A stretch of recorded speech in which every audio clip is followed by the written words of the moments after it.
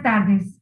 Continuamos en las actividades de la Semana de la Mediación 2021 del Poder Judicial del Estado de Nuevo León. En esta ocasión corresponde realizar el panel Retrospectiva y retos de la implementación de los mecanismos alternativos. De entrada, contamos con destacadas personalidades expertas en el tema, en el cual cada uno de ellos participará. Una disculpa, los currículos son bastante extensos debido a las trayectorias tan importantes que cada uno de ellos pues han desarrollado en el devenir de su carrera. Pedimos una disculpa, más invitamos a los participantes que nos siguen a través de Facebook Live, que dentro de la página web de la Semana de la Mediación se encuentran las fichas curriculares de cada uno de ellos.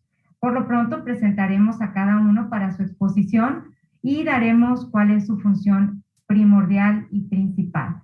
Nos acompañan y agradecemos la presencia de la doctora Jennifer Alfaro Borges, es socia fundadora y directora de Estudio Alfabeto Uruguay. También agradecemos la presencia de la doctora Carmen Spacer Hassier, abogada, mediadora empresarial, socia de diseño de sistemas de prevención y resolución de conflictos para empresa en Brasil. También nos distingue con su presencia el doctor Guillermo Raúl Cepeda Lepona, director general del Instituto de Justicia Alternativa del Poder Judicial del Estado de Jalisco. También nos distingue con su presencia la licenciada Paulina Telles Martínez, asesora en políticas públicas en materia de justicia. Y como mediadora de este evento, la anfitriona del mismo, la maestra Marta Laura Garza Estrada, directora del Instituto de Mecanismos Alternativos para la Solución de Controversias del Poder Judicial del Estado de Nuevo León, y a quien cedo el uso de la palabra para que dé inicio al panel Retrospectiva y retos de la implementación de los mecanismos alternativos. Muchísimas gracias. Gracias por la presentación, maestra María Antonieta, y gracias a todos mis amigos y compañeros que están en el panel, que nos une un tema que nos apasiona, los mecanismos alternativos y la implementación de la justicia a través de estas formas de solución de conflictos, ¿verdad? Y en ese sentido me voy a permitir dar una breve logística de cómo lo vamos a realizar dentro de este panel. Cada uno de ustedes tendrá 15 minutos como participación, detonaremos una pregunta para su exposición y posteriormente tendremos una segunda ronda de cierres y conclusiones para luego darle margen a las personas que nos están viendo a través de Facebook Live, el que puedan hacer preguntas sobre los temas que acaban de exponer. Y en ese sentido me permito, dirigir la pregunta a la doctora Jennifer Alfaro en el tema dentro de los mecanismos alternativos, aun y cuando, por ejemplo, la Semana de Mediación se habla de la mediación, siempre tenemos un espacio muy importante para el arbitraje, incluso se va a dar un taller de arbitraje, porque es un tema que realmente está dentro de los mecanismos alternativos y yo creo que se ha venido implementando muchísimo antes que estuviera mayor peso y auge la mediación y la conciliación a través de todas las legislaciones que tenemos en cada estado. Y en ese sentido quisiera preguntarle cuáles son las ventajas y las áreas de oportunidades que se tienen en el arbitraje y a su vez también cómo se aplican estas cláusulas escalonadas en las que pudiera fomentarse muy bien los procesos tanto de mediación como de arbitraje. Muchas gracias, Marta Lauri. Felicitaciones por la estupenda organización del evento. Agradezco que me haya convocado el Instituto de Mecanismos Alternativos para la Solución de Controversias del Estado de Nuevo León y por supuesto que es un honor compartir panel con tan reconocidos expositores. Compartir pantalla.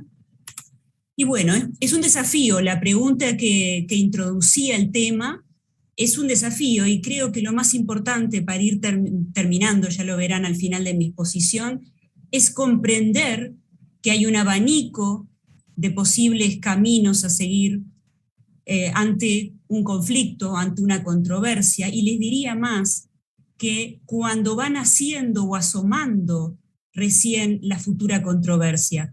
Y por lo tanto el gran desafío implícito es que los mecanismos se presenten con claridad a los usuarios y que sepan cómo retroalimentarse, que se permita de una manera flexible ir y venir de un mecanismo al otro con la sabiduría que los profesionales incorporen a ellos.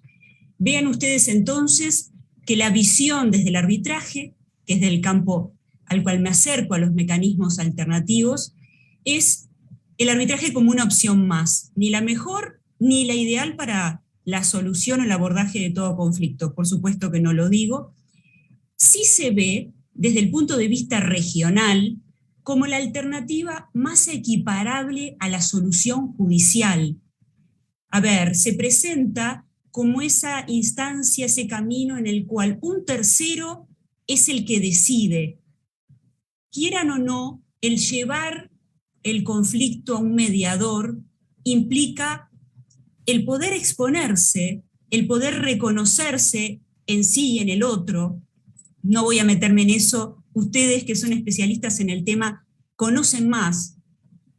Sin embargo, la alternativa de la solución judicial, lo resuelve un juez o lo resuelve un árbitro, puede ser más natural a nuestra región, y hablo más de la región del Sudamérica, en la cual el litigio está más instaurado y se aborda con más naturalidad a través de una solución adversarial.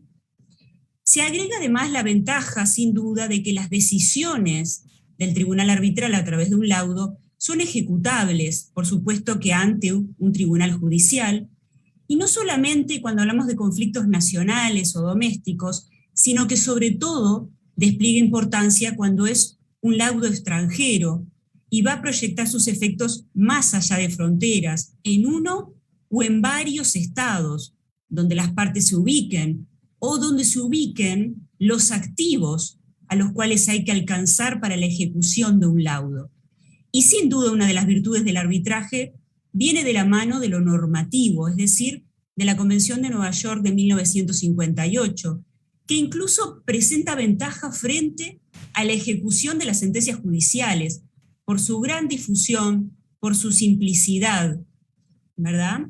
Sumemos también lo que son las medidas cautelares, es decir, la posibilidad de que el tribunal arbitral, o incluso previa instauración del tribunal, a través de lo que se denomina árbitro de emergencia, se adopten medidas de naturaleza cautelar, ya sea para preconstituir o conservar prueba para un futuro arbitraje en este caso, pero también para preservar activos, para que la situación se presente no modificable, incluso el auxilio de una mediación. Podemos estar hablando de proteger el resultado final o proteger que el hecho de que las partes vayan a una mediación sabiendo que el status quo, que la situación en el interín se mantenga incambiada. Puede ser un factor que venga al auxilio de la mediación.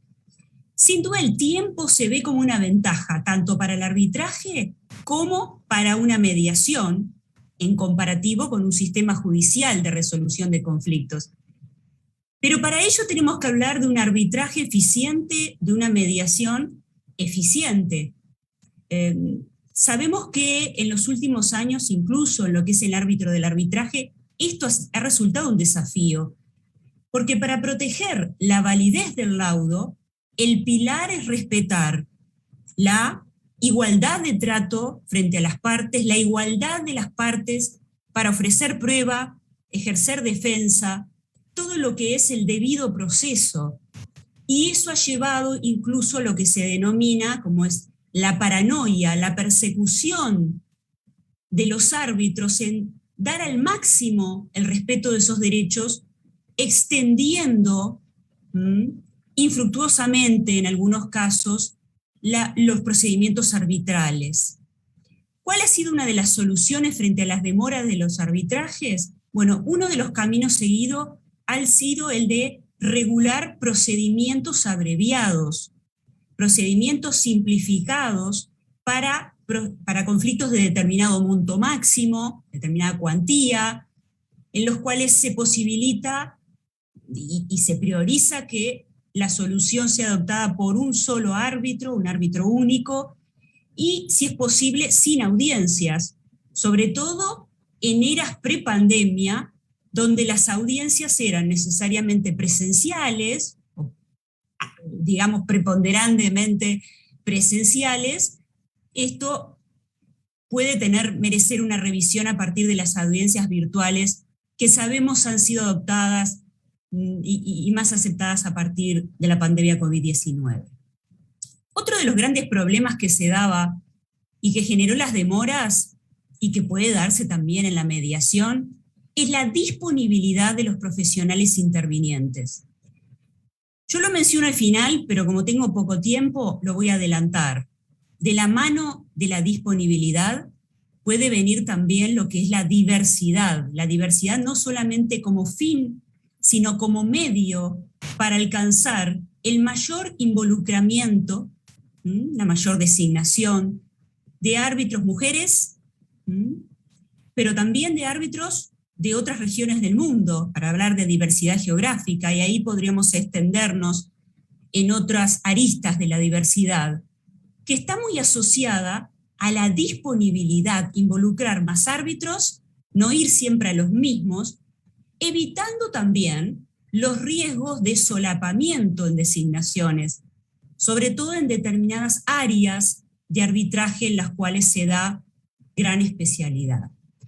La relación entre el arbitraje y la mediación, en la cual de alguna manera ya vengo hablando, se da en distintos sentidos, muchas veces iniciando por la mediación y hacia el arbitraje, y eso es muy común en lo que es una cláusula escalonada, sobre lo cual preguntaba Marta antes, pero también, y no olvidemos, desde el arbitraje hacia la mediación, incluso volviendo nuevamente con un acuerdo alcanzado al tribunal arbitral para que refleje ese acuerdo alcanzado en un laudo y así darle ejecutabilidad, reconocimiento internacional a través de la mencionada Convención de Nueva York.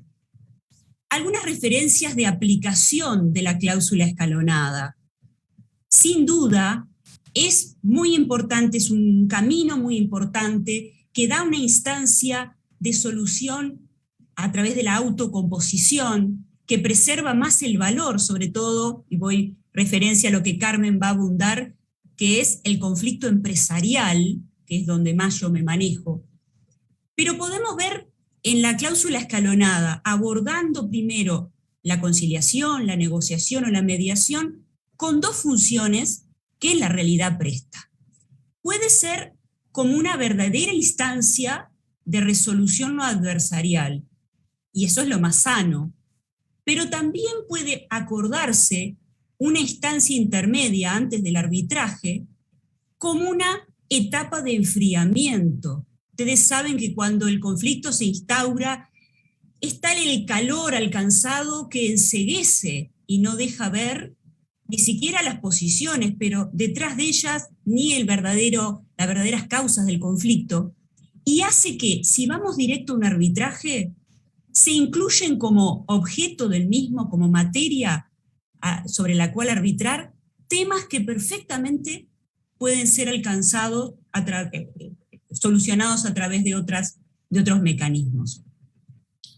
Lo fundamental es la definición del cuándo pasar de un escalón al otro. De lo contrario, aquellos que somos testigos de la implementación en la práctica de una cláusula escalonada, veremos cómo se frustran las partes, porque la mediación se vuelve una etapa, una instancia nunca concluida, y no se da lugar al inicio de un arbitraje y a la competencia o jurisdicción del tribunal arbitral. Uno de los temas a resolver es sin duda el rol del árbitro o del mediador en el otro mecanismo. Es decir, cuándo un mediador puede legítimamente, sin correr riesgos para el procedimiento y sus resultados, volverse un árbitro, o al revés, cuándo un árbitro puede tornarse mediador e incluso volver al rol de árbitro si la mediación fracasa. Simplemente déjenme mencionar al pasar que si hablamos de cláusula escalonada, no podemos dejar, sobre todo en conflictos como los de construcción, pero a mí me gusta también llevarlo a los conflictos societarios como organismo vivo equiparable a la obra de construcción. No puedo dejar de mencionar a los dispute board, como esa posibilidad de un escalón intermedia, por supuesto que con grandes diferencias, porque es una instancia que permite seguir adelante con la construcción, pero no es de carácter jurisdiccional, pero sí como una instancia de solución muy efectiva previa a ir al arbitraje. Me gusta a mí decir que el respeto a la autonomía de la voluntad en la relación arbitraje-mediación es tal que los distintos reglamentos, las distintas leyes, y yendo a uno de los ejemplos, la ley modelo UNCITRAL, contemplan la posibilidad de que se ponga fin al arbitraje por un laudo sin motivación, o sea, con ausencia de motivación, cuando refleja el acuerdo celebrado, entre otras cosas, en instancia de mediación. Es decir, las partes pueden en cualquier momento alcanzar un acuerdo, presentarlo ante el tribunal arbitral, que contemplará el mismo y lo reflejará en un laudo con todas las garantías de ejecutabilidad que antes hablábamos. Esta diapositiva simplemente refleja eso y nota la gran ventaja de contener ese acuerdo, resultado de la mediación, entre otros caminos, en un laudo ejecutable. Terminando mis reflexiones, les dejo aquí que tanto las reglas de Praga como las reglas IVA en materia de conflictos de intereses nos ponen de alguna manera, habilitan a que en el procedimiento arbitral se haga una pausa para ir a mediación, incluso con un rol cambiado, es decir, las mismas personas que de árbitros se vayan a mediadores, cambien su rol, pero con alertas que no podemos dejar de considerar, alertas que van hacia el pilar fundamental que debe preservarse, que es el de mantener la imparcialidad y la independencia de ese árbitro, en el caso concreto, pero por supuesto que con los matices, el de mediador, que no hagan frustrar el eventual laudo que se diste y que lo haga pasible de anulación o de rechazo en el reconocimiento y ejecución. Esas son las grandes desventajas de que el árbitro en un proceso MED-ARB cumpla todos los roles, ¿verdad?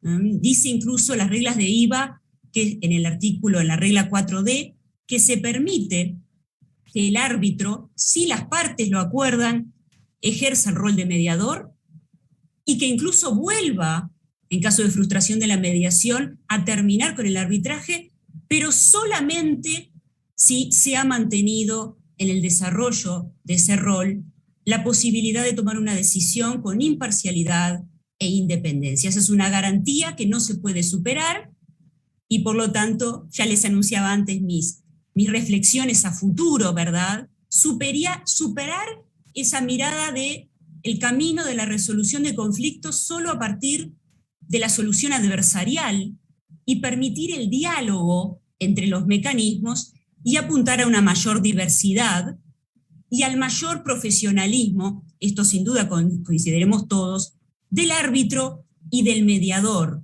No basta con que sea un profesional avesado en el área del derecho o en el área de ese conflicto, el área de actividad, sino que debe manejar muy bien las técnicas. En mi caso en particular hago referencia a los códigos de conducta y a la metodología, la forma de actuar de lo que es el arbitraje.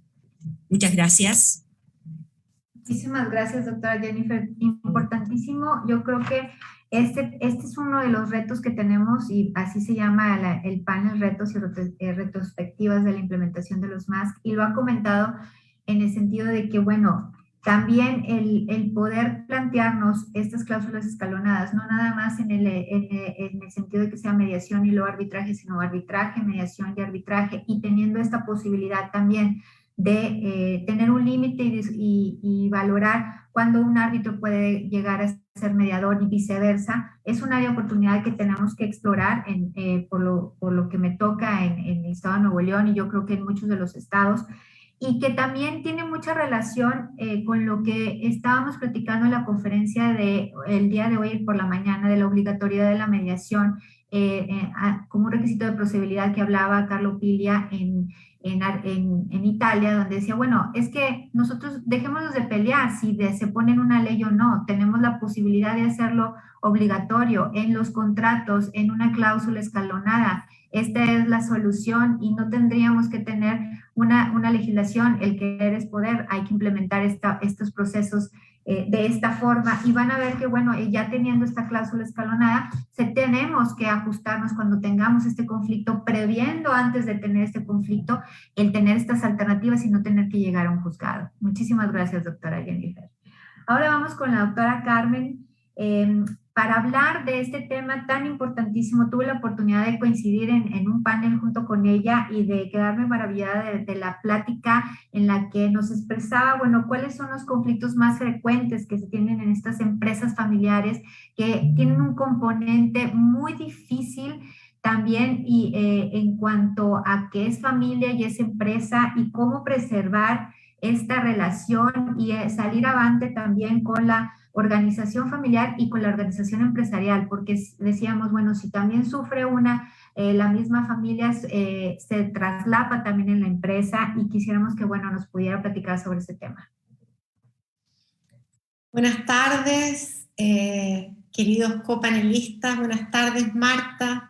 Quiero agradecer el inmenso honor que es participar junto a tan distinguidos panelistas en este evento que me parece admirable. Creo que poner y organizar un evento de esta envergadura para la mediación muestra la determinación que existe en México de avanzar con este método alternativo de resolución de disputas. Y hago mía las palabras de Jennifer, cuando ella dice que no existe, lo decía en relación al arbitraje, no existe un método. Hoy día sabemos que existe un sistema multipuertas y lo podemos usar. Entonces, sin más delongas, voy a compartir pantalla, todo de mi presentación, y quiero hablarles brevemente sobre lo que es mediación en empresas familiares, ¿no? Fíjense ustedes que estudios bien recientes muestran que la empresa familiar o las empresas familiares constituyen entre el 80 y el 90% del PIB mundial. Son muy, muy importantes. Ellas influyen en el crecimiento del empleo, influyen en el desarrollo mundial, tienen un peso importante en las inversiones que se hacen en todo el mundo. Entonces, empresa familiar, cuando uno piensa en ellas, no es solamente esa empresa pequeñita, viene desde esa empresa pequeñita con todo el esfuerzo y todo el mérito que tiene ese empresario, hasta imperios enormes. Entonces es muy interesante ver eso y entender el peso que ellas tienen en nuestra sociedad y en nuestra economía mundial. Por otro lado, les comento lo siguiente: las empresas familiares, ¿no es cierto?, en general, se conocen por una orientación de largo plazo. Esta empresa va a durar mucho tiempo, en fin. Pero las estadísticas nos muestran, en los estudios como este de Deloitte nos muestra impresionantemente que menos del 30% sobrevive a la tercera generación. Es decir, solo el 30% de estas empresas familiares se mantiene en la familia después de la tercera generación. No quiere decir que desaparezcan necesariamente, pero son vendidas, ¿no es cierto?, a otras empresas o personas que ya no constituyen una familia. Y entonces viene esa interrogante de si el hecho de que la empresa sea de propiedad familiar de por sí garantiza que esta empresa va a existir por mucho tiempo. Y aparentemente, no, un 30% no es desdeñable, pero no es tanto tampoco. Y una tercera generación, o sea, el abuelo, los padres, los hijos. ¿Qué sucede? Eso nos hace pensar, naturalmente, en conflictos. ¿En conflictos entre quién? Entre los socios de la empresa, familiares entre sí, ¿no? Y aquí entramos en la polémica, porque existe una trilogía fundamental en las empresas familiares, del porte que sea. Y esta tiene que ver con la distinción de los tres elementos que están viendo: empresa y gestión de la empresa, propiedad de la empresa y familia. Y estos son elementos que se confunden y que pueden llegar a causar conflictos épicos, que no solamente van a afectar a los miembros de esa familia y a los socios de esa empresa, pero van a afectar a lo que se conoce en inglés como stakeholders, es decir, todas aquellas personas y entidades que son afectadas positiva o negativamente por la existencia de esa empresa. Empleados, comunidades, proveedores, prestadores de servicio, etcétera. Accionistas, si es que la empresa tiene también, aparte de propiedad familiar, accionistas. Entonces, nos plantea este tema muchos desafíos. Y yo seleccioné algunos para reflexionar con ustedes esta noche o esta tarde. Primero, el relacionado con el plano de sucesión de la empresa. Miles de interrogantes. Los padres o abuelos o quien es mayor en la empresa, ¿está preparado para entregar el bastón? ¿Cuándo? ¿Cómo? ¿A quién? Él o los elegidos en la empresa familiar, los hijos, por ejemplo, ¿quieren asumir? ¿Están capacitados para asumir? ¿Cuáles son las expectativas de este patriarca o matriarca en la empresa familiar con relación a los sucesores? ¿Va a tener alguna intervención sobre la nueva administración? Simplemente se va a retirar. Estrategias de negocios e inversiones. Sin duda el choque generacional va a generar conflictos respecto de en qué invertir, cómo diversificar los negocios, cómo no, si la tecnología afecta, si aquel fundador o socio más antiguo está dispuesto o se ha adaptado a las tecnologías y a las nuevas tendencias o no. Y algo muy importante, y ahí nos vamos acercando a la mediación, la gobernanza. ¿Cuáles son las reglas que van a regir esa empresa familiar? ¿Existen? ¿Hay que modificarlas? ¿Cómo es la estructura de poder?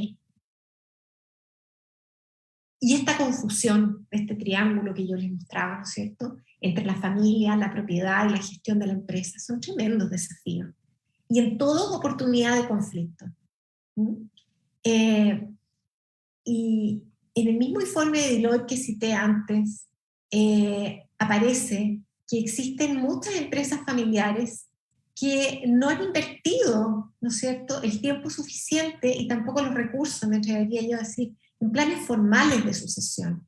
Porque esos planes de sucesión tienen que ser realizados cuando está todo bien en la empresa y en la familia. Es ahí cuando se puede hablar abiertamente de estos asuntos, sin una pasión negativa, por decirlo así. Está todo bien, podemos planear para el futuro. Pero lo que sucede es que cuando está todo bien, nadie quiere hablar de esas cosas. Por otro lado, los dirigentes de las empresas familiares tradicionalmente tienen estrategias de corto y mediano plazo y son espontáneos cuando se trata de reaccionar a eventos que suceden. No tienen planes de emergencia o de cómo mitigar riesgos que vayan a suceder. Eso también es un desafío para las empresas familiares especialmente. Un buen gobierno corporativo es un catalizador que es importante para mantener el valor de las empresas. Y es importante que las estructuras sean eficaces y que se adecúen tanto a la estructura societaria cuanto a la empresa. No puede ser un traje que no sea hecho a la medida, no puede ser un traje apretado. Y los miembros de la familia, ¿no es cierto?, van a mostrar discrepancias en sus objetivos empresariales, porque algunos van a entender que la empresa es para una cosa y otros van a entender que la empresa es para otra cosa, y otros familiares que no trabajan en la empresa van a pensar que de todas maneras pueden obtener ganancias de la empresa por ser ellos parte de la familia y llevar el nombre de familia. Fuentes de conflicto. Y esta gobernanza corporativa, ¿no es cierto?, que es el conjunto de reglas que rigen quién va a controlar y cómo va a controlar y cómo se va a gestionar la empresa y administrar, es la que permite distribuir y equilibrar los poderes. Pero todos sabemos aquí, y la experiencia nos enseña, que el papel es una cosa y la práctica es otra. Porque si no, no existirían conflictos. Si los contratos se respetaran de la manera en que están escritos y todos entendiéramos lo mismo, entonces no existiría arbitraje, no existiría mediación, no existiría proceso judicial, ¿no? Sin embargo, es importante tener un gobierno corporativo con acuerdo de los socios, con protocolo de familia y con estatuto social.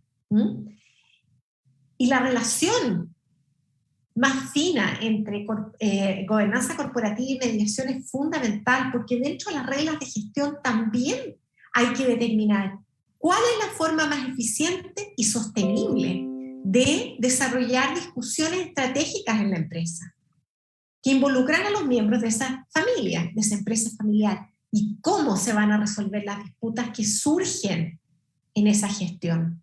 Y ahí es donde puede entrar la mediación perfectamente, y no solo puede, en mi opinión, debe ser considerada cada vez más con fuerza.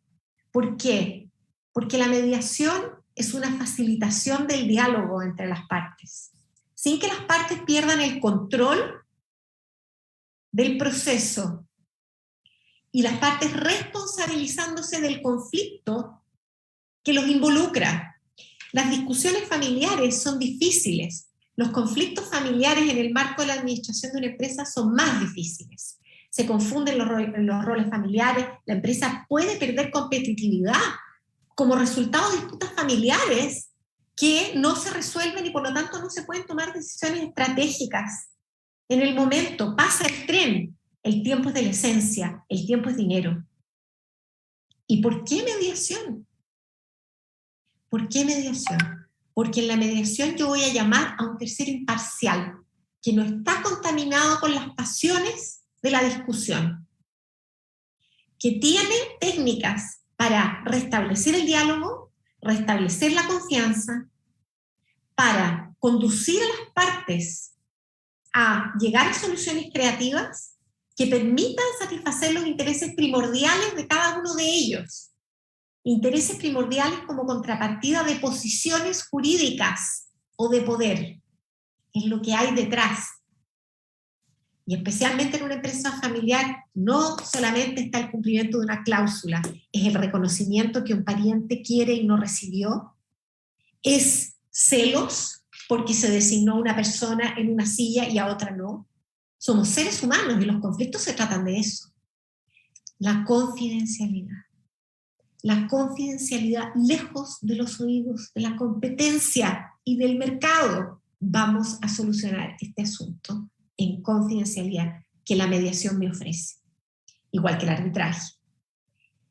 La rapidez del proceso, comparado con otros métodos, sin duda la rapidez es fundamental. El tiempo es de la esencia. Una mediación puede durar días, semanas, máximo meses. Un proceso judicial, depende de la jurisdicción, sobre 8 años. Un proceso arbitral rápido podría ser de 2 años.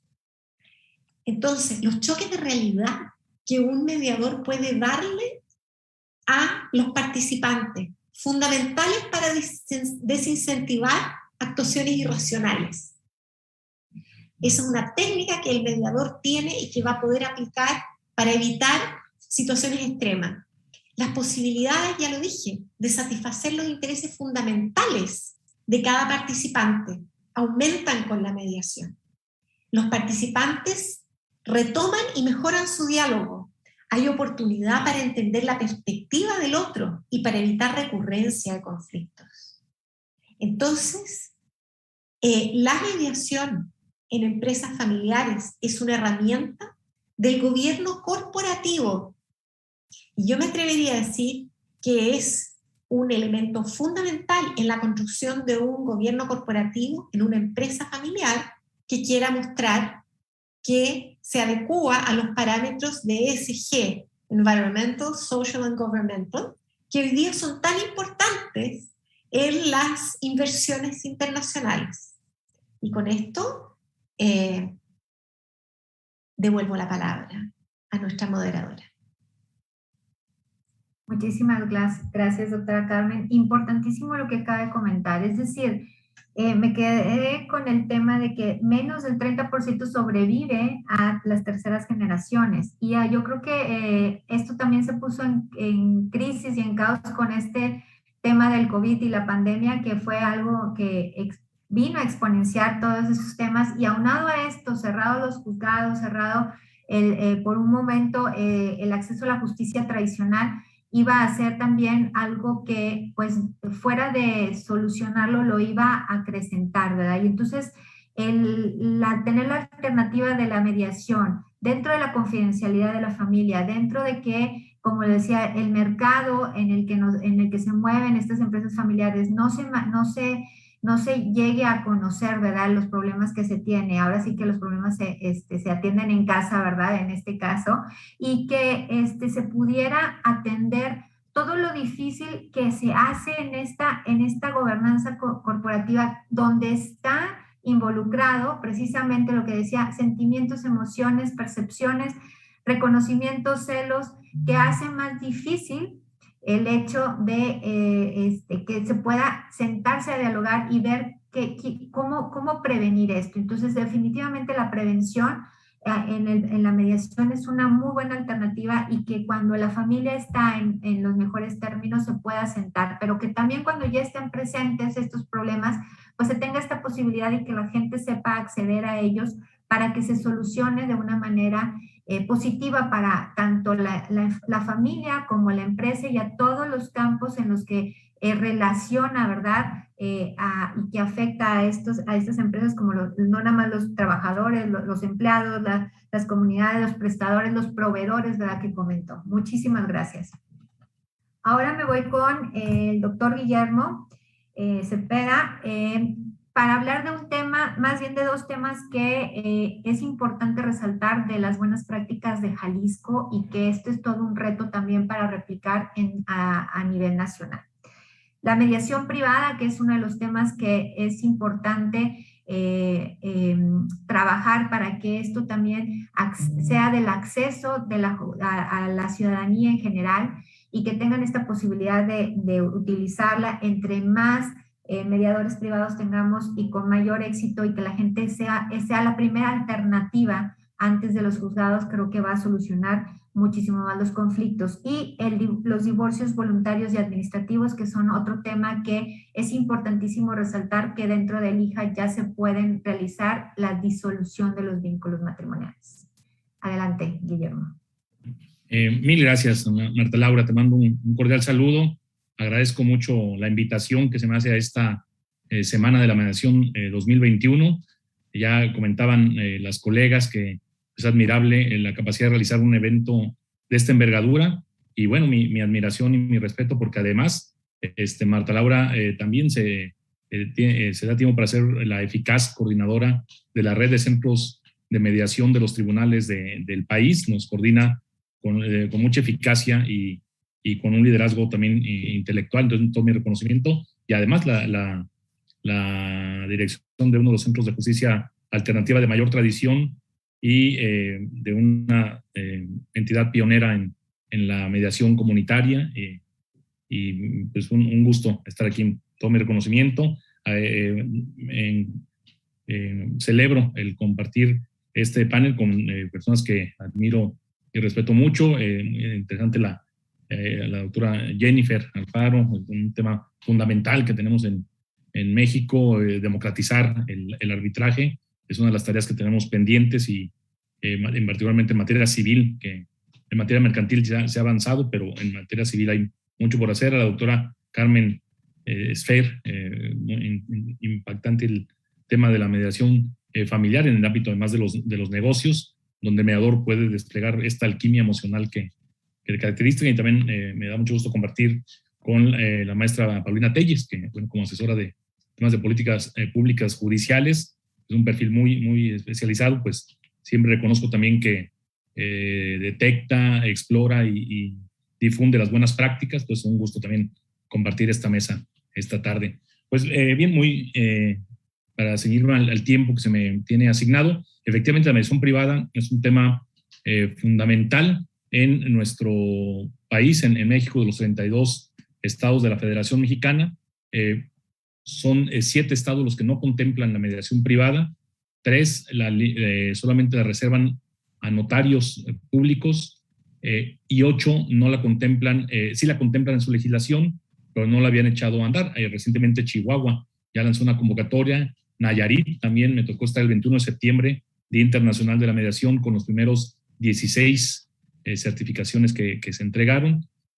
Y bueno, en el tema de la pandemia, tenemos el dato de que bajó tanto los asuntos ingresados a mediación, según el Censo Nacional de Impartición de Justicia que apareció hace 2 semanas, de 186,000 asuntos que ingresaron a los centros de mediación del país, bajó a 121,000, y de 71,000 convenios de mediación bajó a 44,900. Esto lo saco a colación porque solo 2 estados aumentaron en este contexto de pandemia el número de convenios, entre ellos, por ejemplo, Campeche y Jalisco. Y los que lograron no caer tanto, como Nuevo León, o que no cayeron en esta magnitud de 34 o 35%, fue precisamente porque tuvieron el tema de la mediación privada. En la actualidad, en el año 2019, el 5.3% de las resoluciones judiciales finales se derivaron de un convenio de mediación. En el 2020 bajó a 4.9%, pero hay algunos estados donde sí, más del 10% de las resoluciones judiciales se derivan de una mediación. Insisto, es el tema de la mediación privada. Los mediadores privados en México, pues aquí los tengo por cada 100,000 habitantes para poderlo comparar. Tamaulipas, Ciudad de México, Jalisco, Coahuila, Yucatán son los que reportan ese número de mediadores privados por cada 100,000 habitantes. Como decía, son 16 entidades las que reportan tener mediadores privados con certificado vigente, 3 estados que no especifican cuándo están vigentes. Tomamos en general el número total de sus mediadores privados, y hay 2,810 mediadores privados vigentes en el país. Se tomaron los 600 y tantos de Ciudad de México, aunque no se especifica cuántos tienen el certificado vigente, ¿no? Por ejemplo, porque sí hay en algunos casos mucha variación. Jalisco va en su certificado 1,123, aunque solo 520 están con mediadores privados con certificado vigente. Es pues muy importante el tema sí, de la mediación. En Jalisco lo que ocurrió fue que cerró Ciudad Judicial en la ciudad de Guadalajara, donde todos los días coincidían 5,000 personas. Entonces, pues era un foco de posible contagio muy grande, y eso hizo que se cerrara Ciudad Judicial durante 5 meses. Afortunadamente, la red de centros públicos y privados de mediación de Jalisco es la más grande del país. Son 160 en 52 de los 125 municipios. Tenemos 19 centros de mediación municipal, 30 puntos de atención por parte del Instituto de Justicia Alternativa y una gran cantidad de centros privados. Esto nos permitió que con las medidas sanitarias, según nuestra encuesta de primer contacto del 2019, antes de la pandemia, el 10% de nuestros usuarios eran litigantes, solo el 10%. Como ya comentaba, no sé si fue Marta Laura o la maestra Carmen, con la pandemia se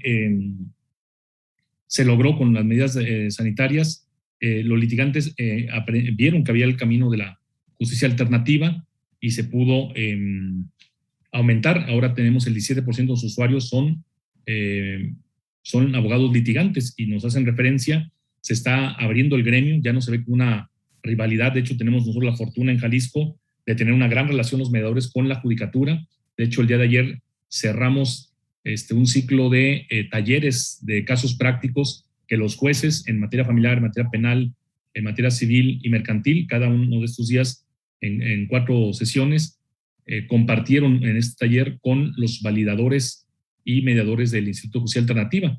Ayer se cerró esta actividad y en el aula de al lado, en la escuela judicial, estaba una mediadora impartiendo el diploma de métodos alternos a los jueces, los secretarios conciliadores de los juzgados. Entonces, esta gran sinergia.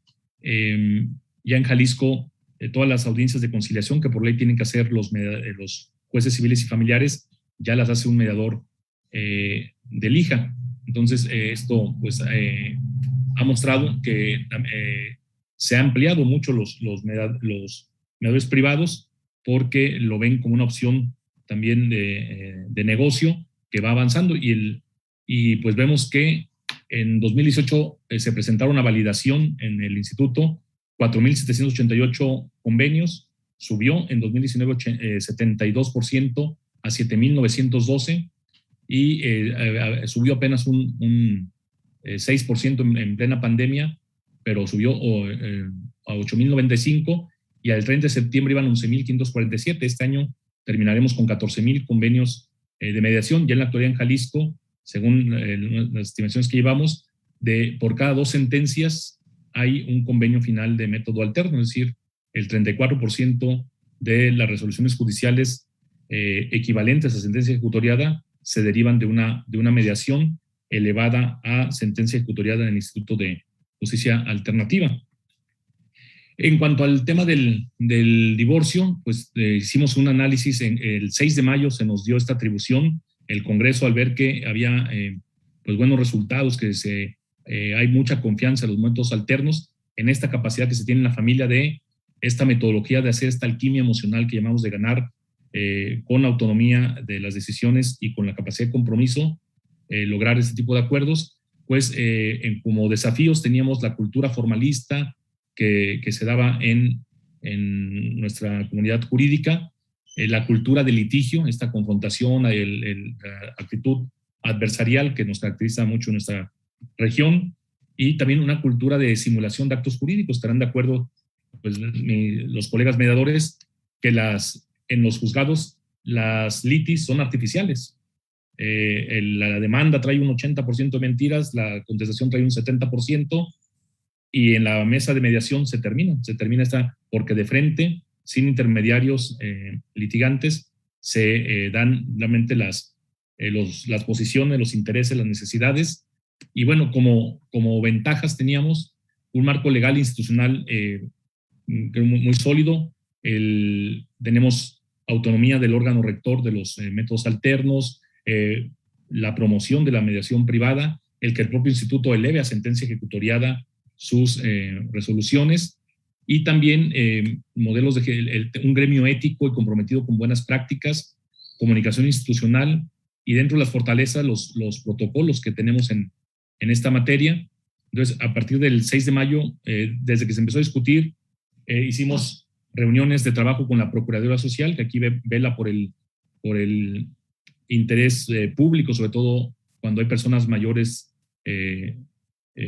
adultos mayores, reuniones de trabajo con las Procuradurías de Protección de Niñas, Niños y Adolescentes, también se hizo trabajo con ellos, se trabajó en un protocolo y reuniones de trabajo con jueces de primera instancia en el primer partido judicial en materia familiar, que nos ayudaron a establecer los estándares de actuación y de validación de los convenios, emitimos una guía para el desarrollo del divorcio por mutuo consentimiento, que está publicada en nuestra página de internet, pero lo vamos a publicar junto como anexo del manual de mediación familiar que hicieron los mediadores del Instituto de Justicia Alternativa, con un prólogo de Javier Alés. Entonces, trabajamos en esto. Ya en junio empezamos a recibir los asuntos y llevamos actualmente ya 97 validados. Los divorcios administrativos, cuando no hay hijos menores de edad y cuando no hay bienes que repartir, ya de los 940 que se hacían en el Estado, nosotros veíamos 700, alrededor de 700. Ahorita llevamos 97 ya validados y 130 en proceso de validación. Al año en Jalisco hay 5,000 divorcios por mutuo consentimiento. Entonces, en 3 meses, pues llevamos estos 200, 250 casos y algunos que nos van a presentar los centros privados. Entonces, pues esperamos captar. También es muy importante, nuestro lema es: en el IJA no es más fácil, es mejor. Es decir, no es el tema de tiempo. Tenemos un dato que presumimos mucho en materia de divorcios, es que el 7% de las personas que acuden a divorciarse al Instituto de Justicia Alternativa se reconcilian, ¿no? Entonces, es decir, ya no se usa, incluso algunos se han amparado por el tema de la plática de avenimiento, porque dicen que interfiere con el libre desarrollo de la personalidad. Aquí sí se lo sugerimos, como es voluntario, toman, y ahí el 7% ve que sus diferencias no son tan insalvables. Justamente el viernes pasado me decía el guardia de seguridad del instituto, pues había una pareja así, pues dándose besos muy románticos ahí en la puerta. Entonces tuve que eludirlos para entrar ya al instituto, y me dijo el guardia, pues venían a divorciarse, miren, ahí están beso y beso, ¿no? Entonces es una parte, pues una justicia más empática, y pues se está dando buenos resultados. Aplicamos encuestas de satisfacción de usuarios, y bueno, tenemos de 1 a 5, donde 1 es muy mal y 5 es muy bien, cómo evalúa usted la actuación de su mediador, y tenemos 96%, 4.81, 96% de satisfacción de usuarios, y tenemos todos esos protocolos de escucha de menores. Entonces nos dieron un reconocimiento, la red de asociaciones civiles a nivel nacional nos dio un reconocimiento como la institución con mayor credibilidad social del estado de Jalisco, y tiene que ver con que somos bien evaluados y tenemos esta cartera de servicios muy, muy significativa, con miras a la ley nacional de métodos alternos. Creo que es importante destacar que es la trascendencia de la mediación privada, pero para que esta funcione adecuadamente, hemos tenido ya 2 casos nosotros hemos tenido que suspender en 2 casos la certificación por 6 meses, que es la primera advertencia, que al ser ya un ámbito rentable, se pueden dar algunas malas prácticas. Entonces, es muy importante destacar el tema de la certificación. Decíamos, no se puede ser mediador por decreto, tiene que haber un perfil, una serie de competencias, de habilidades necesarias para brindar el servicio de calidad. Por eso nosotros tenemos en materia laboral también el conocer la certificación que tenemos, de hecho, que son 136 horas de curso más un examen teórico práctico, también el sistema de simulación del roleplay para poder hacer la certificación, que eso es fundamental para tener esas habilidades. En el caso de la ley de Jalisco, se abre a todas las profesiones, no solamente a los abogados, cualquiera profesionista puede ser mediador, y tenemos excelentes psicólogos y trabajadores sociales con certificados. Y muy importante, el proceso de validación.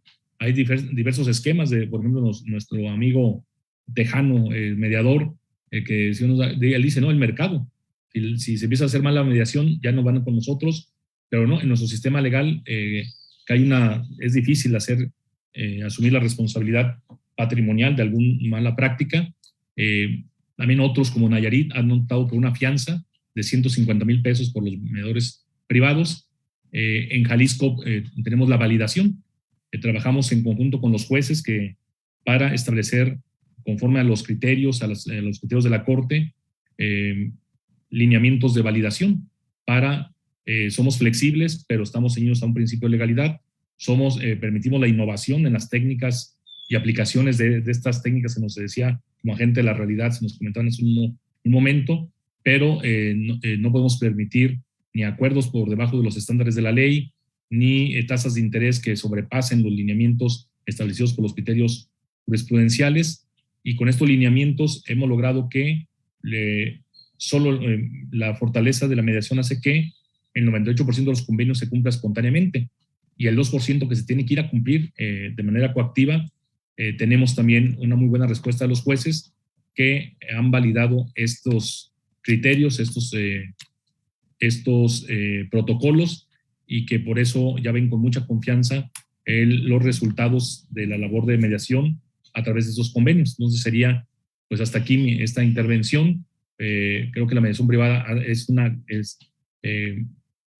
gran potencialidad de la democratización de la seguridad. Decimos, en Jalisco no tenemos juicio por jurados, que se considera la forma más democrática y horizontal de justicia, ciudadanos juzgando a otros ciudadanos. No, tenemos algo mejor. Tenemos a 560 personas con las competencias y habilidades para acompañar a otras personas a que por sí mismas empoderarlas y que resuelvan sus conflictos sin juzgarlas ni prejuzgarlas. Entonces, pues bueno, hasta aquí mi primera intervención. Muchas gracias.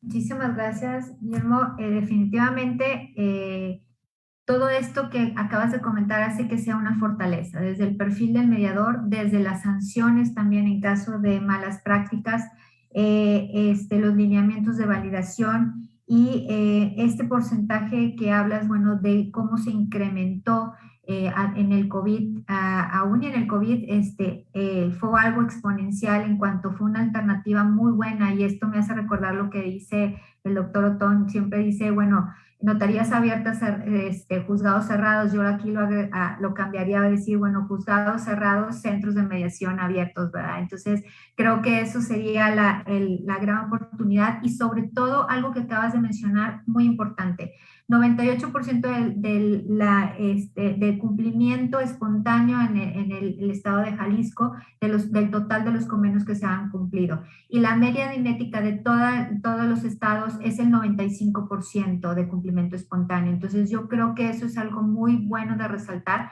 para la gente, en donde se empoderan para realizar su propio acuerdo, se les da esas alternativas para que hagan su propio acuerdo de vida, su nuevo plan de vida, en este caso, como estamos hablando de los asuntos familiares, que no es nada, al contrario, es sumamente importante, y que eso satisfaga más las necesidades de las personas al hacer un traje a la medida en base a las necesidades y posibilidades de cada una de las familias de las que estamos hablando del país. Muchísimas gracias. Ahora voy con, pues, la licenciada Paulina Telles. Con ella, bueno, yo he tenido varias experiencias, hemos caminado juntas en un tema que, bueno, ha sido todo el tema, la Ley General de Mecanismos Alternativos, el proyecto, y el tema aquí a tratar es precisamente cuáles son las estrategias que hay que generarse para implementar estas políticas públicas de acceso a la justicia a través de la mediación, conciliación, arbitraje, justicia restaurativa. Bueno, pues muchísimas gracias, Marta, y a mis compañeros ponentes. Ha estado muy interesante, muchísimas gracias.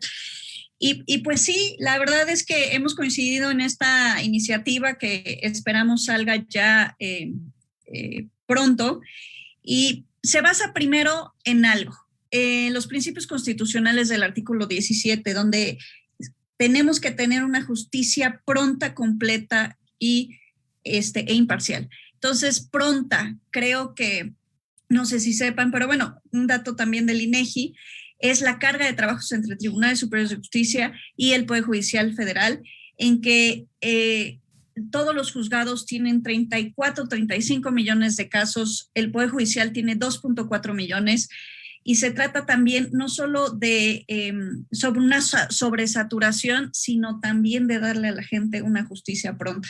¿Y qué es lo que pasa o qué es lo que necesitamos para lograrlo? Sobre todo lo que pasa y lo que pasó, por ejemplo, en el sistema penal es la falta de conocimiento de estos métodos, de la mediación. Creo que por ahí tenemos que empezar. Ahorita el tema, también lo mencionaban hace rato, el tema laboral.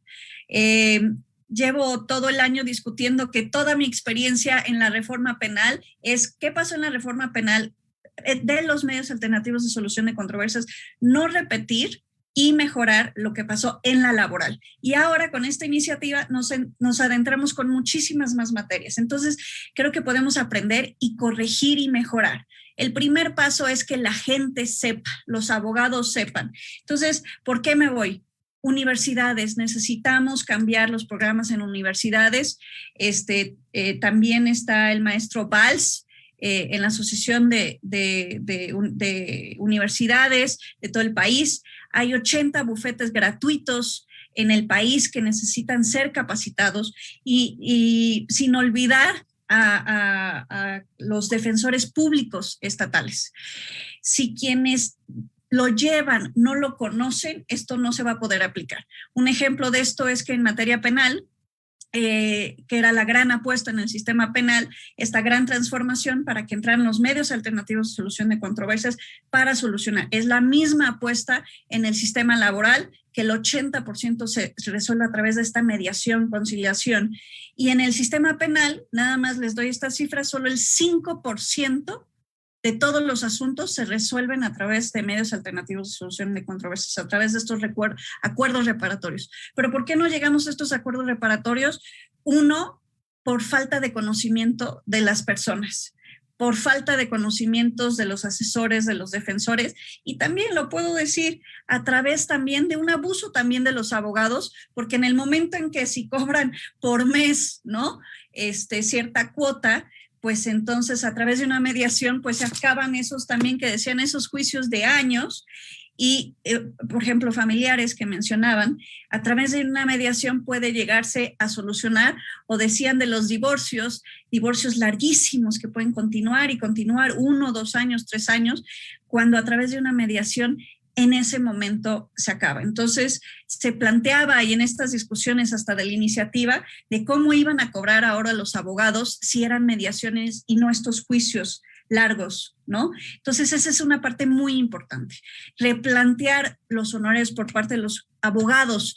Y cuando hablamos de actores del sistema de justicia, ¿quiénes son los actores del sistema de justicia? Por supuesto, son los tribunales, los centros alternativos, los centros de mediación y también los colegios de abogados. Tenemos que llamar a estos colegios de abogados nacionales, estatales, también los que tienen sus membresías en sus estados de los colegios nacionales, y hacerlos partícipes de que hay una transformación también en su forma de cobros y también conocimiento de esto es un bien para todo el país, para sus clientes también.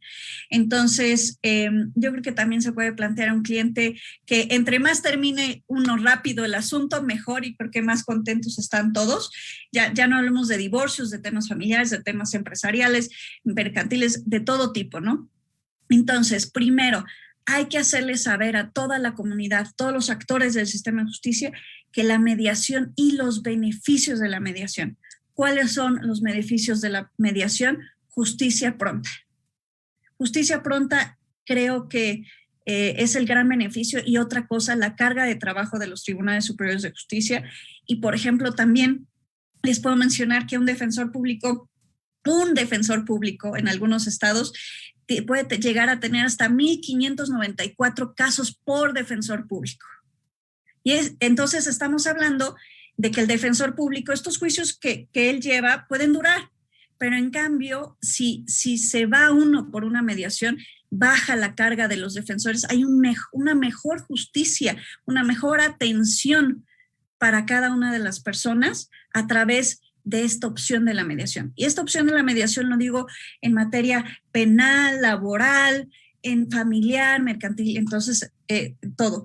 Luego, algo muy importante y un gran ejemplo me parecía muy simpático en materia laboral, en Zacatecas pusieron espectaculares pusieron espectaculares en las calles. El nuevo sistema laboral es la conciliación y hay un cambio en el sistema de justicia penal. Entonces, ¿por qué espectaculares? Que me pareció muy simpático el presidente del Tribunal Superior de Justicia, porque es la gente la que tiene que saber que si se va a juicio no significa unas cantidades de dinero, está la opción de la mediación. ¿A qué me refiero entonces? ¿Cuál es el otro beneficio? Reducir costos para los ciudadanos para acceder a la justicia. Cuando uno piensa en un problema jurídico, un problema legal, de cualquier índole, siempre piensa uno, ¿cuánto me va a costar? A través de la mediación, otro beneficio es reducir los costos para la ciudadanía y el acceso a la justicia. Entonces, ¿a qué me refiero con el ejemplo de Zacatecas? Publicidad. Una campaña nacional que está incluido, por ejemplo, en la iniciativa que está en el Senado, la obligación de hacer una publicidad nacional, pero también una publicidad estatal. Una publicidad estatal donde en medios muy comunes la sociedad se entere de esta mediación, de este método para tener acceso a la justicia más barato, más rápido y no tengan miedo de acceder a la justicia, ¿no? Entonces, estamos hablando de publicidad estatal, en las universidades también, los cambios de programas y también conocimiento de esto. También en las otras carreras se da algunas materias en derecho y creo que ahí también se debe de incluir. Y bueno, obviamente los propios tribunales también en sus diferentes sedes comunicar visualmente a la gente que va a estos tribunales sobre la mediación. Y uno de los grandes temas que teníamos ahí con la iniciativa es que si debía o no ser obligatoria la mediación. Entonces, en un caso familiar, ¿no? Un caso mercantil, que cuando presentan o antes de presentar o ya presentado el primer escrito de controversia, si ahí el mismo juez lo primero que tenía que decir o no es si tienen que acudir a la mediación antes de seguir haciendo una pausa o solo mencionar que existe esta mediación a las dos partes antes de continuar un juicio. Y también se les puede mencionar los beneficios que acabo de mencionar. Entonces, esta es una de las grandes preguntas, si debía de ser o no obligatorio el acudir a una mediación o solo que el juez lo puede mencionar e informar a las partes. Y creo que es muy importante informar a las partes, no solo informando a la representación legal que pueden ser los abogados, sino a los interesados mismos. Y eso de que en la mediación regresen y no se acabe el matrimonio, la verdad es que ojalá y eso también pasara en todas las materias, sobre todo, por ejemplo, en la materia laboral, que hay una expresión muy clásica de no hay trato, ¿no? Entonces, me parece un dato muy curioso. Y pues, ¿qué otra cosa podemos hablar de los colegios de abogados? La sociedad civil. Hay muchas organizaciones de mujeres, de jóvenes, de la sociedad civil que necesitan impulsar también esta alternativa de justicia, ¿no? Entonces, invariablemente, invitar a la sociedad civil a hacer esta difusión y hacerlos parte. Por eso hablaba cómo es que el sistema de justicia penal hace esta gran apuesta de acuerdos reparatorios y a nivel nacional solo el 5% se resuelve a través de estos acuerdos reparatorios. Entonces, hay algo que no está funcionando y debemos de aprender y debemos de corregir en el tangente, en los actores del sistema de justicia. Y bueno, también en la iniciativa que estábamos platicando es cuáles son los retos. Ningún nuevo sistema se implementa sin un impulso económico. ¿Qué es lo que vamos a requerir para hacer esta implementación? Muchas iniciativas se han hecho y desde el legislativo federal, diputados, senadores dicen, oigan, vamos a cambiar un sistema, hacemos la legislación, se aprueba, pero se aprueba sin presupuesto. Daba un ejemplo también ahí a la Comisión de Justicia, que un gran ejemplo es que la fiscal de Veracruz tiene que implementar fiscalías de feminicidios en cada uno de los municipios, la obligaron y no le dan el dinero. así que lleva 2 años, 3 años sin poder implementar las fiscalías en feminicidio, ¿me explico? ¿Qué tema más importante? Pero no le dieron el recurso. Entonces también es un planteamiento muy responsable, también hay que decirlo, muy responsable económicamente, presupuestalmente, de qué necesita cada uno de los tribunales superiores de justicia para hacer esta mediación. Les comento que me tocó el inicio de la reforma penal e hicimos unos esquemas, la verdad es que muy ordenado, ahí con la CETEC, yo estaba en la Suprema Corte, de qué estructura física y de personal se necesitaba para las salas de mediación en materia penal. Entonces, fue algo, hasta planos había, ¿no? De las diferentes salas. Entonces, creo que también aquí hay que ser muy responsables en tener una estructura uniforme para todos los estados y a nivel federal de esta mediación. ¿Qué necesitamos para una mediación? Personal capacitado. Yo no estoy de acuerdo en que solamente con una capacitación de conocer ya estemos todos capacitados para hacer mediaciones. Estoy a favor, y lo dije varias veces en la Comisión de Justicia, en que los tribunales superiores de justicia sean quienes pongan las reglas de esta capacitación. Nada más recordar que conocer solo es de habilidades básicas, no es la certificación que se requiere para la mediación. Son cosas diferentes y eso sí también llegamos a distinguirlo con el titular de conocer, que conocer puede dar habilidades básicas, pero no es la necesaria y la válida para la mediación. Porque también establecimos que solo mexicanos podían hacer esta mediación o resulta que biólogos, si podían tomar estas 136 horas de conocer, querían que estos biólogos, a través de esta certificación de conocer, resolvieran mediaciones familiares, ¿no?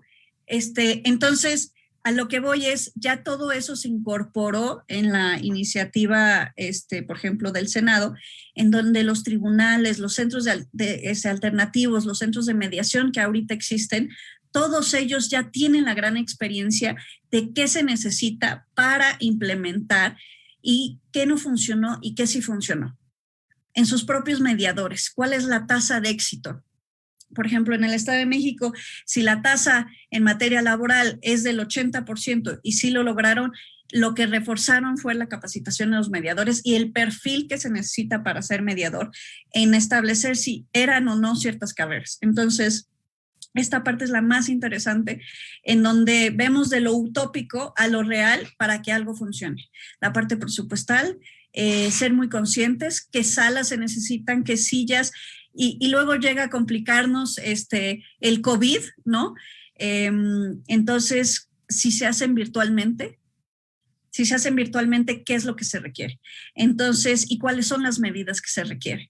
Entonces, pues bueno, creo que debemos de tomar experiencias pasadas me refiero al sistema penal, del cual fui responsable de toda la consolidación del sistema penal de todo el país y de los 32 estados, y en materia laboral.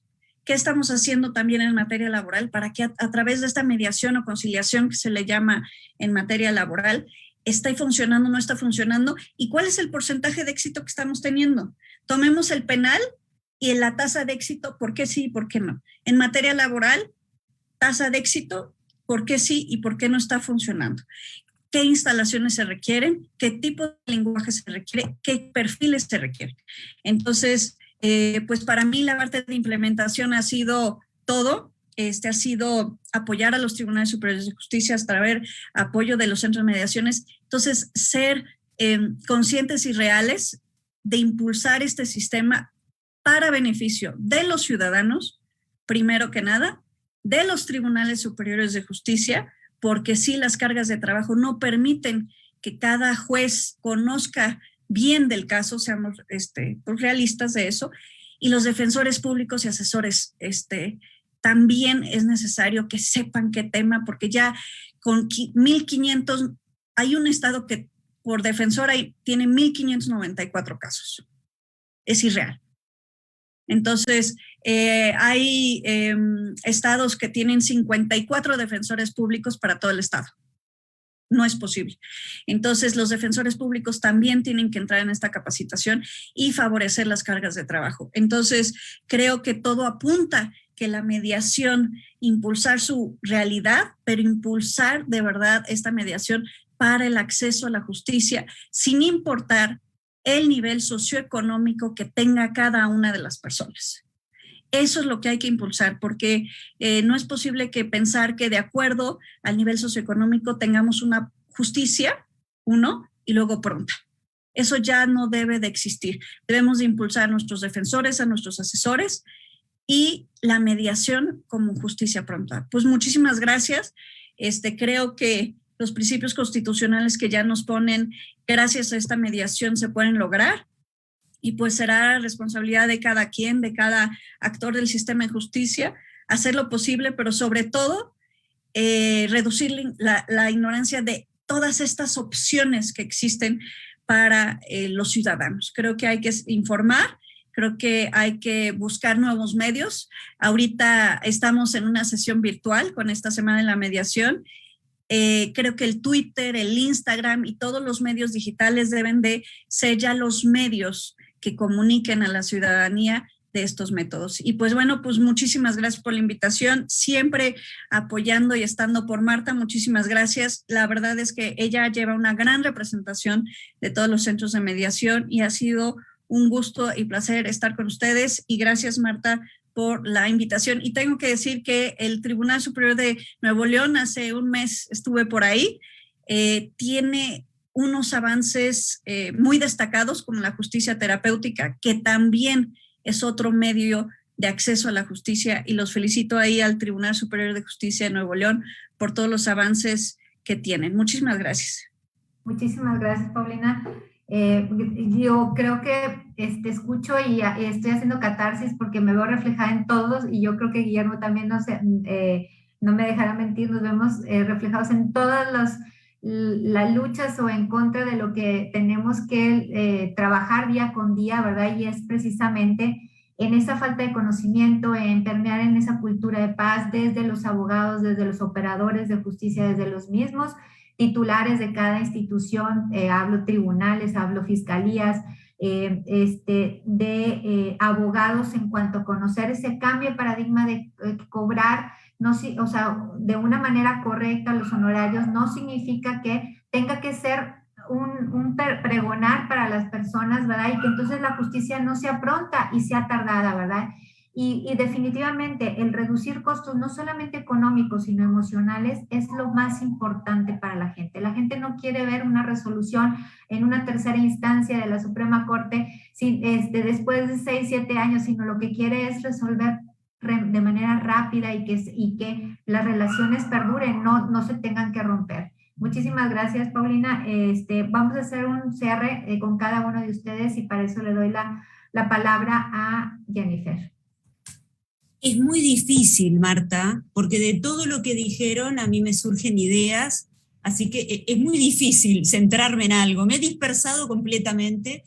Primero que nada, transmitirles que desde Uruguay la vivencia es igual, la lucha constante con abogados, colegas. Yo soy abogada y soy notario a la vez, así que vivo esa realidad de notarios que quieren desarrollarse más en el ámbito de la mediación, porque además es muy compatible con su rol y sus funciones, pero abogados que lo ven como una competencia, ven como que pierden trabajo, y bueno, ante esa realidad y ante no comprender el verdadero valor, vamos a decir, la cuantificación del conflicto. Cuando un país no comprende que el mantener conflictos vivos sin resolver por mucho tiempo implican pérdidas de valor, incluso económico, en muchos ámbitos, bueno, no da el paso hacia recibir los mecanismos alternativos. Y pensaba en lo que decía Paulina, obligatorio o no obligatorio. Y uno ve desde el arbitraje diferentes experiencias. Siempre pensamos que si partimos de que la autonomía de la voluntad es lo que abre la puerta a estos mecanismos, nos negamos un poco lo obligatorio. Pero veamos que ha generado experiencia en algunos países Desde el arbitraje, por ejemplo, lo que es los conflictos o reclamos, algunos de ellos contra el Estado en Perú, que tienen obligación de recurrir al arbitraje, generó una cultura arbitral muy importante que luego se extendió a otros ámbitos. Vemos la mediación en la Argentina. En mi país, la conciliación obligatoria, previo a entablar demandas judiciales, no ha resultado una experiencia fructífera, porque se ve como una instancia forzada solo de cumplir esa audiencia y seguir adelante. Entonces vean cómo las experiencias, bien Paulina lo decía, las experiencias mirando hacia el costado, podemos sacar conclusiones de si se hace y cómo se hace. Decía Paulina, los recursos apropiados, hacer entender a todo el mundo de las virtudes de la mediación y en mi caso del arbitraje y de ese ingreso multipuertas, y yo diría puertas de vaivén, que es tan importante. Como decía Carmen, sin duda, lo que es la preservación del valor de la empresa familiar, diría que cuando está él o los fundadores aún vivos y al mando, es el momento más propicio para sentar las reglas a futuro. Pero ¿quién quiere afrontar? ¿Quién quiere enfrentar a la familia y decirle, bueno, vamos a acordar las reglas del después? Es complicado, pero es lo más sabio. El protocolo de familia suscribo completamente que es lo más sabio del futuro. Y sin duda, lo que dice Guillermo, qué valioso, incluso, no sé si Guillermo, viste que te pedí algunos datos concretos y manuales, porque me parece la experiencia que ustedes tienen muy rica, ¿no? En lo que es los mecanismos alternativos asociados, entre otras cosas, a los divorcios y a buscar nuevos caminos. Me pareció fabuloso también tu exposición, Guillermo, muchas gracias. Y me llamo a silencio, como decía de alguna manera Carmen, porque no tengo más tiempo, si no podría hablar mucho rato de todo lo que han dicho. Felicitaciones a todos. Muchísimas gracias, Jennifer. De hecho, precisamente, tenemos que conocer nuestro pasado para poder construir un mejor futuro y por eso tenemos que ver lo que comentaba Paulina, de cómo ha surgido y hemos tenido las respuestas en diferentes ámbitos, que ya tenemos experiencias para replicar las buenas prácticas, pero también afrontar y mejorar lo que no ha funcionado, ¿verdad? Muchísimas gracias. Vamos con la doctora Carmen. No sé si tengo algo más para agregar, pero preparé unas conclusiones que les quiero mostrar para demostrar que lo que estamos hablando tiene efectos concretos en la realidad. Esta es una noticia de hoy, ¿ok? Rogers es una empresa familiar canadiense que constituye un conglomerado enorme. Son dueños de equipos de fútbol, son dueños de parques, son dueños de empresas de telecomunicaciones, de telefonía. Originalmente son prensa, ¿no? Son un gigante en Canadá, un gigante familiar. Y ahora están en una pelea familiar donde el hijo, que es el presidente de la empresa, quería destituir al CEO y como represalia, madre y dos de las hijas, entonces hermanas, consiguieron destituirlo a él como presidente y restablecer ese CEO, ¿no? Y todo el mundo se enteró.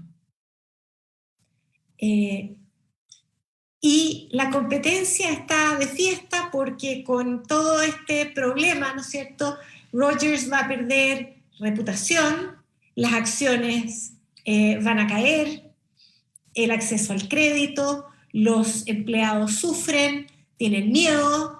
¿Y todo esto por qué? Porque se decidió utilizar el modelo tradicional. Y el modelo tradicional consiste en pedirle a un tercero que decida un problema que yo ayudé a co-crear. Como contrapartida, yo pierdo el control del proceso de solución de disputa. Y además lo hago público. en el caso de los procesos judiciales. ¿Cuánto daño reputacional? ¿Cuánto daño al valor creado para esa empresa? Y los fondos de inversiones para pensiones de jubilación, de retiro. Las personas también sufren, ¿no? Entonces, fíjense que existiendo este sistema multipuerta, alguien aconsejó para ir a los tribunales. Y con eso quiero hacer la conexión con lo que estaban diciendo aquí, con lo que estaba diciendo Jennifer, con lo que estaba diciendo Paulina y Guillermo, ¿no?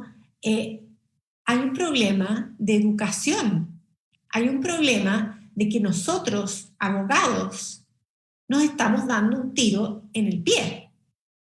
Porque cuando yo voy al médico para pedir un diagnóstico, ese médico tiene la obligación profesional de ofrecerme todas las alternativas y no una.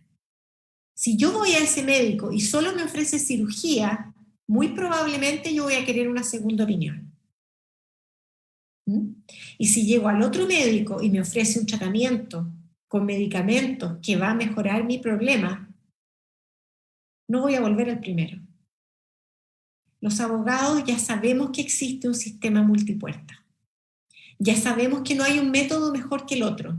Por eso los llamamos adecuados. ¿Adecuados a qué? Adecuados a la situación, al dinero que tiene la persona para invertir en él, al tiempo que tiene la empresa para resolverlo, a la urgencia, a las consecuencias reputacionales de escoger un método u otro, o una secuencia de métodos u otra secuencia. El problema es que nosotros mismos, abogados, estamos dejando estos métodos fuera. Y, finalmente, quiero agregar los beneficios únicos que la mediación ofrece. Y estos son solo algunos, aquí ustedes han mencionado muchos más. Pero quiero enfocarme en que en una mediación se pueden obtener cosas que yo no le puedo pedir a un juez y a un árbitro, porque a veces mi problema no es solamente un incumplimiento contractual o una figura que está tipificada en la ley. A veces yo quiero otras cosas, que son los intereses por detrás de las posiciones. Y eso solo se puede, por ahora, hasta que se cree otro método, se puede trabajar a través de una mediación con un mediador bien formado y conocedor. Pueden preservarse relaciones. En un proceso heterocompositivo, unos ganan y otros pierden. Y la relación definitivamente se pierde. En un proceso autocompositivo como la mediación, tenemos una posibilidad mayor de preservar las relaciones, y con la globalización necesitamos preservar las relaciones. Finalmente quiero terminar señalando que existe desde agosto de 2019 la Convención de Singapur. La Convención de Singapur permite ejecutar los acuerdos de mediación llegados en países que son miembros y signatarios de la Convención de Singapur. Ella es el equivalente de la Convención de Nueva York para el arbitraje. Y es fundamental que lo tengamos claro. Pero para aquellos países que no son signatarios todavía de la Convención de Singapur, siempre tienen alternativas como la que sugirió Jennifer, ¿no es cierto?, de que en el marco de un arbitraje las partes salen, hacen una mediación y piden al árbitro, ¿no es cierto?, que le dé este valor ejecutivo, ¿no? Y me entero por Jennifer que Uruguay es parte de la Convención de Singapur, ¿no? Brasil también, Chile también. Entonces, fíjense, ya dentro de Mercosur tenemos bastante. Seguramente México está por entrar en la Convención de Singapur. Tenemos estas herramientas. Entonces, no hay peor mediación que la que no se hace. Y con eso termino y agradezco la oportunidad. Muchísimas gracias, Carmen. Damos pie y oportunidad a que Guillermo haga su comentario final. Muchas gracias nuevamente a todas las compañeras del panel. Pues efectivamente, para mí también me encanta este análisis de políticas públicas, de poder extrapolar. Me acuerdo, alguna vez hice un manual de las 11 buenas prácticas que se habían documentado del sistema acusatorio cuando íbamos a los estados, cuando trabajaba para USAID, íbamos a los estados que iban entrando al final del proceso de implementación del sistema acusatorio. Yo les decía, bueno, ya que no podremos alcanzar el óptimo de Wilfredo Pareto, podemos alcanzar el principio de José Alfredo Jiménez. No van a llegar primero, pero hay que saber llegar. Entonces, ¿para qué inventan el agua tibia? Ya cuando estaba en Jalisco, en Sonora, los últimos estados que estaban entrando, decía, ¿para qué inventan el agua tibia? Tráiganse la unidad de medidas cautelares de Morelos, tráiganse los centros de justicia de la mujer para las de Chihuahua, tráiganse el sistema estatal de justicia alternativa de Baja California, que en aquel entonces tenía indicadores, coincido con el enfoque de políticas públicas, lo que no se puede medir no se puede mejorar, entonces medir exactamente cada indicador, saber dónde están los codos de la tubería de estos procesos. Soy un ferviente creyente del modelo de gestión en los métodos alternos en materia penal, sobre todo en fiscalías. A mí me parece, cuando yo todavía estaba en estos temas para Tetratec en USAID, solo 8 estados tenían el modelo homologado, habían adoptado el modelo homologado, que es muy claro, es decir, el que recibe la denuncia es un ministerio público que checa inmediatamente si están en el artículo 187, en los supuestos 187, y los canaliza sin preguntar a nadie más al centro de mediación.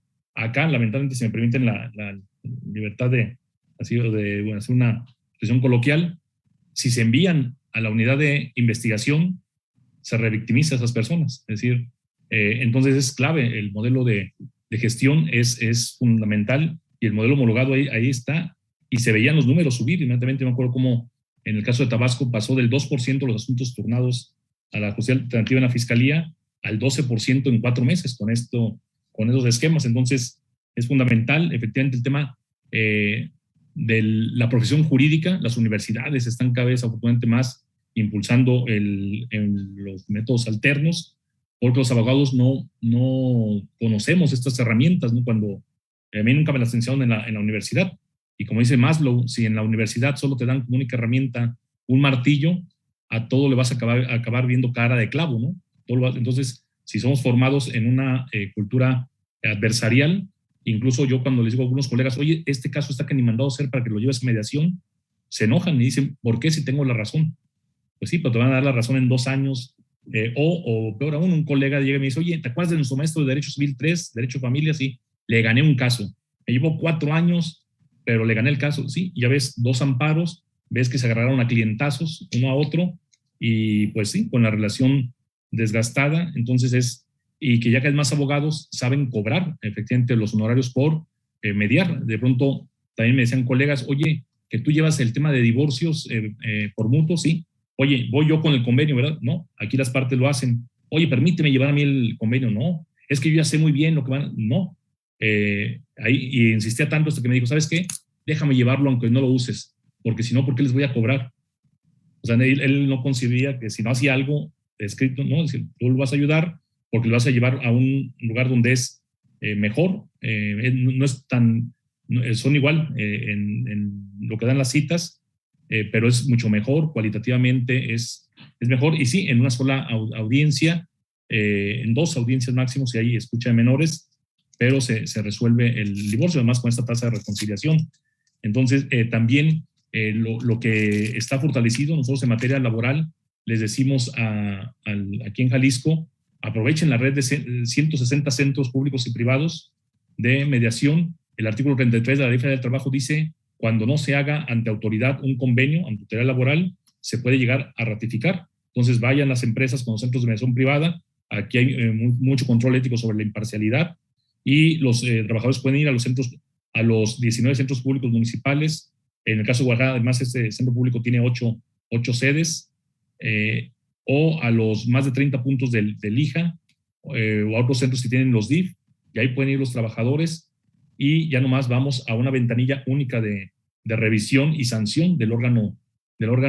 Eso alguna vez nos contactó la Secretaría del Trabajo del Estado de México justo para tratar de apoyarse en la red de centros de mediación preexistentes. Entonces, creo que hay que detectar esas buenas prácticas. Creo que hay estados que están haciendo muy bien las cosas y se puede tomar estos modelos, extrapolarlos y lograr pues,